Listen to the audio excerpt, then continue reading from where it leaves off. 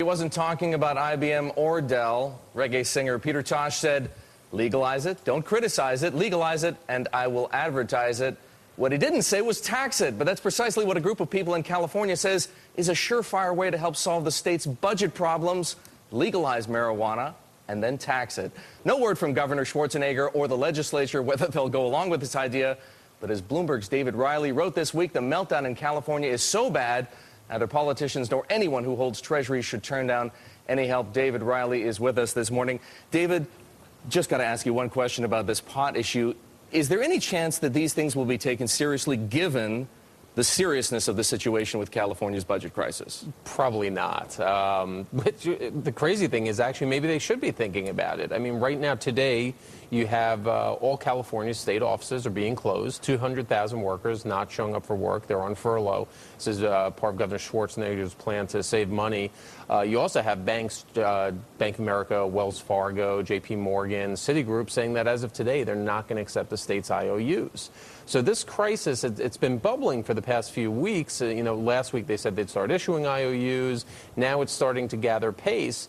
And as the seriousness increases and increases, and we still don't have any solution from the legislator or the governor there or compromise, I think you're going to have to see people start really thinking, what can we do here? Because the alternative ultimately could be, the big worry is that this lands on the federal government's doorstep. Okay, well, let's make the logical leap from marijuana to the muni market. Of course. Seriously, though, the municipal bond market, California, the biggest issuer out there, California is demonstrating that it can't do what the muni market is counting on, which is raise revenue to pay for its obligations. What are the implications of that?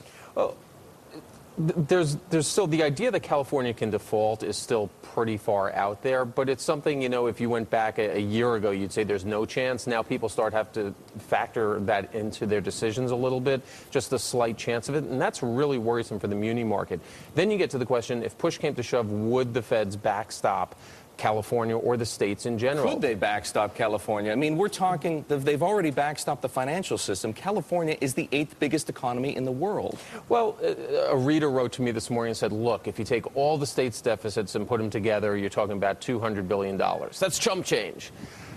In the grand scheme of things, it sort of is right now when we're talking about trillions of dollars. But the problem is if you backstop all the states, even if you just said we're not going to put cash in, but we'll just backstop it, that's $2.6 trillion in additional liabilities going on the federal government's balance sheet. At this point, bond buyers are getting increasingly worried about how much the federal government is taking onto its plate. And that's the type of move that could really spook the Treasury market if it ever came to that. Do you think, with about 30 seconds left, there's a possibility that this crisis could erupt even greater into flames and begin to worry international investors? I think it will worry international investors if there's a chance that the federal government is going to have to step in. If it's contained to the muni market, not as much, because international investors really don't buy into munis. All right, David, thank you very much. Bloomberg columnist David Riley. Want to remind everyone that David's opinions are his own, do not reflect ours here at Bloomberg, but we're always happy to have him and welcome him back anytime.